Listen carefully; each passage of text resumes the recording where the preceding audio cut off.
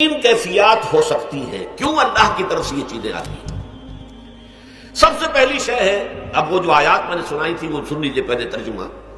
سورہ تغابن نے فرمایا ما صاب من مصیبت الا باذن اللہ، دیکھو کوئی مصیبت تم پر نہیں آ سکتی، نہیں آتی مگر اللہ کے اذن سے۔ ومن یؤمن باللہ، اور جو شخص اللہ پر ایمان رکھتا ہو یہد قلبہ، اللہ اس کے دل کو ہدایت دے دیتا ہے، اس کے دل کو سکون عطا کر دیتا ہے، وہ راضی برضائے رب ہو جاتا ہے، اس میں شکوہ نہیں رہتا، اس میں شکایت نہیں ہوتی، اس میں تلخی نہیں ہوتی، کیوں ہو گیا، کیسے ہو گیا، کیوں ہو گیا، نہیں ہونا چاہیے، نہیں دیتے۔ یہ سارا جو پیچ آدمی کھاتا رہتا ہے نا اندر ہی اندر، وہ جو پیچ کھا رہا ہے، یہ سب پیچ سے نجات نہیں گئی۔ برو کشید سے پیچا کہ ہستمود مرا، کہ اقدہا کے مقام رضا کشود مرا۔ یہ پیچ کھانا جو ہے، پیچا کے ہستمود، اس سے اللہ تعالیٰ نے مجھے نجات دے دی ہے مقام رضا کے ذریعے سے۔ کتنے بڑے بڑے عقدے میرے حل ہو گئے اس مقام رضا سے، کہ اقدہا کہ مقام رضا کشود میرا، میرے تو بہت سے عقدے اس سے حل ہو گئے۔ اس حوالے سے ایک موٹی بات تو یہ ہو گئی، لیکن اب اس کو تین حصوں میں تقسیم کیجیے۔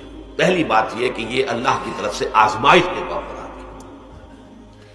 آزمائش، میرا بندہ اس پر صبر کرتا ہے یا نہیں، یا میرے خلاف بکواس کرنے پر آمادہ ہو جاتا ہے۔ اللہ تو ایسا ہے، اللہ نے تو ہم پر کبھی کرم کیا ہی نہیں ہے، اللہ تو ظالم، معاذ اللہ معاذ اللہ معاذ اللہ۔ کہیں ایسا تو نہیں، میرا بندہ جو ہے تکلیف کو جھیلتا ہے میری وجہ سے، یہ سمجھ کے کہ اللہ کی طرف سے آئی۔ یہ سب جو ہے یہ بہت بڑی کامیابی ہے اگر انسان کو حاصل ہو جائے۔ اور اس صبر کے نتیجے میں دو اور باتیں پیدا ہوتی ہیں۔ یہ مضامین علیحدہ علیحدہ دروس کے اندر آتے رہے ہیں، لیکن آج ایک نئے عنوان کے تحت جمع ہو کر آ رہے ہیں۔ پہلی بات یہ ہوتی ہے کہ یہ امتحان کا نتیجہ کیا نکلتا ہے کہ آپ نے ایک امتحان پاس کیا تو آپ کے اگلے درجے میں ترقی ہو جاتی ہے۔ 5ویں کا امتحان پاس کر لیا نا تو 6ٹھی میں جائیں گے، اب 6ٹھی کا امتحان پاس کریں گے تو 7ویں میں جائیں گے، 7ویں کا پاس کریں گے تو 8ویں میں۔ درجہ بدرجہ انسان کی دینی، ایمانی اور روحانی ترقی کا ذریعہ یہ آزمائش نہیں ہے۔ جتنا اس میں صبر ہوگا، جتنا اس میں تسلیم و رضا جو ہے آپ حاصل کرتے جائیں گے تو آپ کے درجے بلند ہوتے چلے جائیں گے۔ آپ کا امتحان کڑے سے کڑا آئے گا، بڑے سے بڑا آئے گا، مشکل سے مشکل تر آئے گا۔ ایک وقت میں MA کا امتحان بھی آپ کو دینا ہوگا، ایک وقت میں ہو سکتا ہے PhD کے لیے تھیسس آپ لکھیں، پھر اس کے اوپر جو ہے ٹیم بیٹھی ہوئی اور آپ سے وہ بحث کرے، جرا کرے آپ سے، وہ بھی کرنا ہوگا۔ لیکن یہ کہ اگر پرائمری ہی میں فیل ہو گئے تو اس کا سوال ہی پیدا نہیں ہوتا کہ کبھی آپ MA کا یا PhD کا تھیسس بھی لکھیں۔ اور اسی کو دوسرے انداز میں کہا گیا ہے قرآن مجید میں، وَلِيُبْلِيَ الْمُؤْمِنِينَ مِنْهُ بَلَاءً حَسَنًا۔